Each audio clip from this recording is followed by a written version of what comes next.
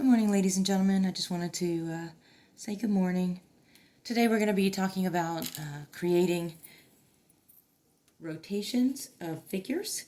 Remember, when we do our rotations, we are actually rotating each individual point of the rotation. Of the figure. All right, your first step is to connect your point of rotation to your closest point. Call that point A, okay? I have created that. I'm now going to set my protractor, put the bullseye on point P, and put my slider on point A, and make an arc. Okay. Over here is the angle at which they want me to rotate this. So you simply take this now, and you're going to place it on the vertex of angle A, and create an arc.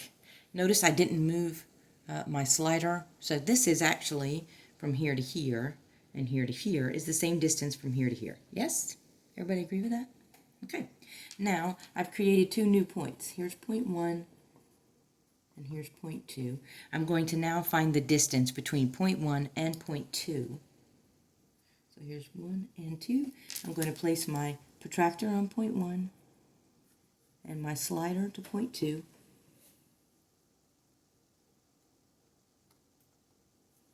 There we go.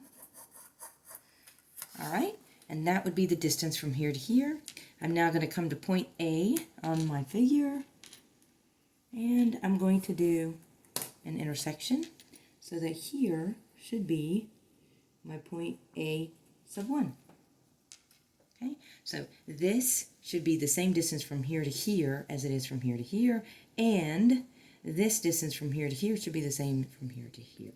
Okay, and you're going to do the same thing with every single point. So we'll go on to point B.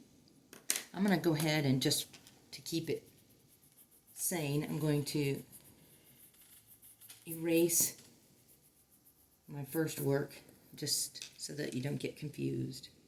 And I'm going to move to point B. So the first thing I'm going to do is connect point P to point B. Just like that. I'm then going to use my protractor. I'm going to set it on point P on my bullseye and pull this out to intersect.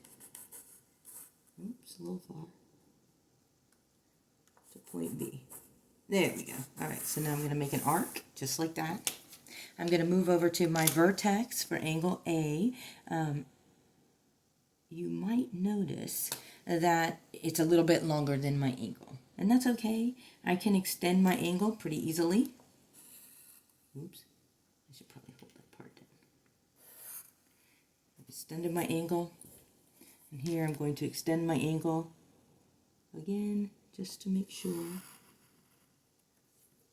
everything reaches it. All right, so I did not move my slider, so I can put this onto my compass bullseye, put it on vertex A, do my arc. Okay, this distance from here to here is the same as the distance from here to here. Okay, now I'm going to measure the distance between point 1 and point 2, just like I did before.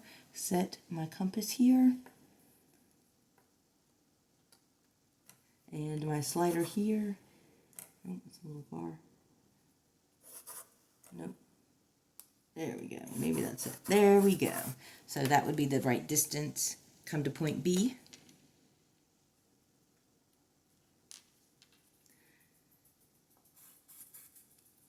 And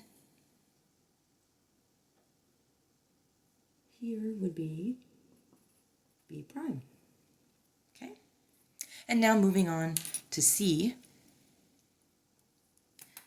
Just to make it a little bit easier, I'm going to erase some of these marks so that I don't get confused. And again, I'll go ahead and erase this arc here, just so I don't get confused with my third point. All right, so now on to my point C. Again, following the same rules, I'm going to connect point P point C. Okay. And then I'm going to set my protractor, the compass bullseye on P. Make sure that works. Okay. And my slider on point C, and make my arc. Notice I haven't changed anything about my compass. I come over here to the vertex of the angle, put my bullseye on the vertex, and do my arc. Remember, this distance from here to here is the same as from here to here. I then, now that I've created my point 1 and point 2, I then come over here, place my bullseye on point 1, and I am looking for the distance to point 2.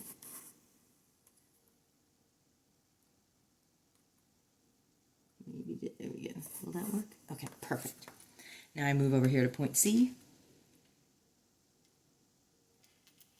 I do my arc, and right here should be my C prime. And if I connect all of these points together, what I should get is an exact copy of the figure rotated this angle. All right, let's see what you can do.